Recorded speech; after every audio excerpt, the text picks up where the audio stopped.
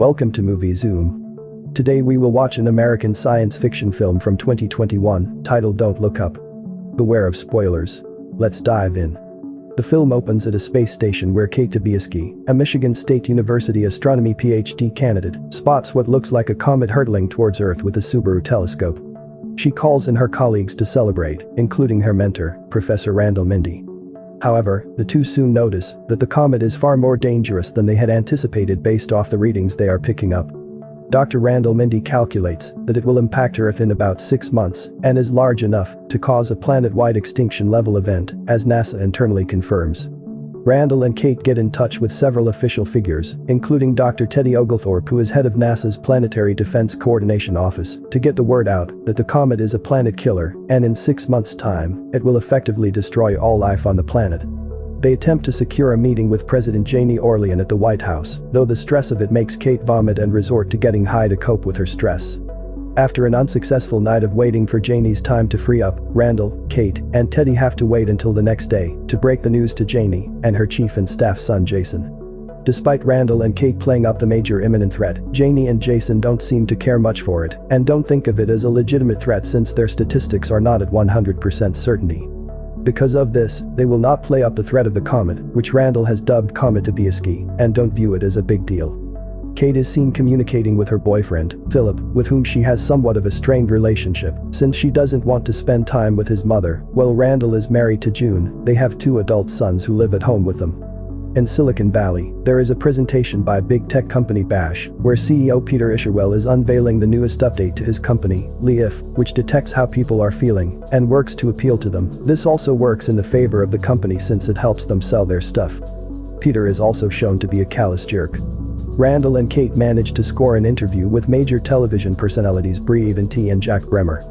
Before they go on to break the comet story, pop star Riley Bina is up to talk about her highly publicized breakup with fellow musician DJ Cello. The two have a live chat where they reconcile, and Riley accepts Cello's marriage proposal.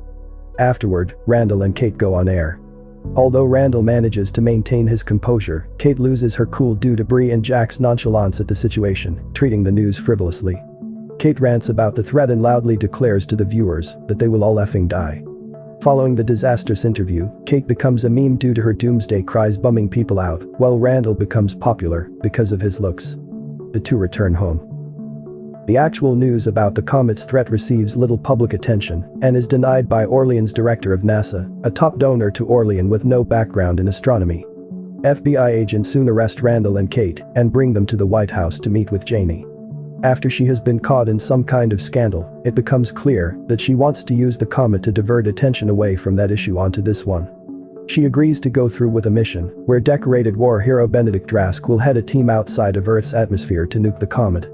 As word of the comet's impact and the big mission comes out, Randall begins an affair with Brie since he becomes a recurring guest on the show. The nation watches as Benedict and his team are launched into space in the face of the comet. While in the briefing room, where Janie meets with Randall, Kate, Brie, Teddy, and other officials, Peter calls Janie out to tell her something. Moments later, Benedict and his team appear to be retreating from space and begin pulling back toward Earth, effectively aborting the mission. Randall and Kate later meet with Janie and her staff since Peter had determined based on his readings that the comet can provide a great source of wealth and material for the big companies like his own to fuel their products and services, so they are willing to let the comet strike in order to profit off of it. Randall and Kate are both mortified, but Randall becomes sucked into the media circus and becomes a puppet for Bash and the other pro-comet businesses that believe they can profit from the comet. Soon, several factions across the country start to swing in favor of the comet because they think it can provide jobs for the needy, while those arguing to stop the comet are seen as the bad guys. Even Kate's parents don't want to deal with her because they are pro-comet. Randall continues working with the Orlean administration, as well as his affair with Brie, while Kate takes a job at a supermarket and later hooks up with an anti-government activist named Yule. June later confronts Randall and Brie for their affair and throws all of his numerous medications at him, then returns to Michigan without him. Mindy questions Isherwell about whether his technology will be able to break apart a comet, angering the billionaire. Isherwell reveals that his company has such advanced tech that they can plot every moment of a person's life right up to their death and even accurately predict when and how anyone will die.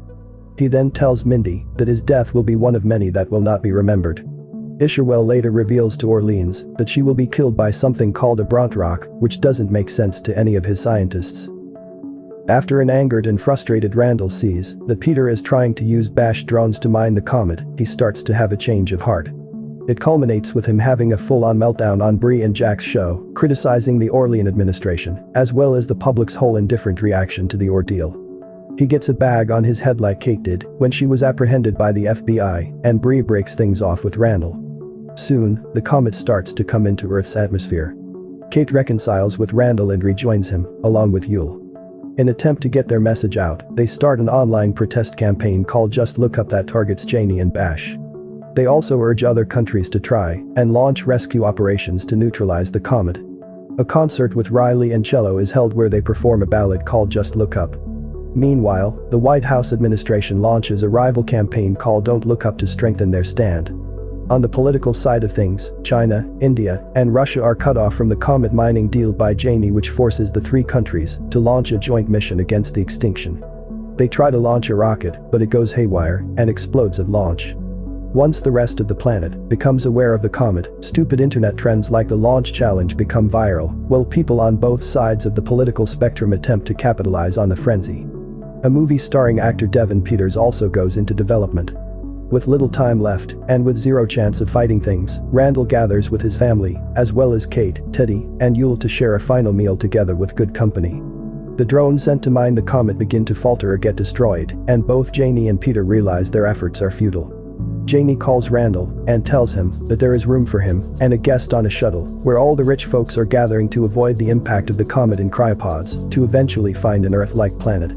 Randall declines and chooses to stay with his loved ones, although it becomes evident that Janie forgot Jason and is leaving him to his doom. The comet soon clears Earth's atmosphere and hurtles toward the ground.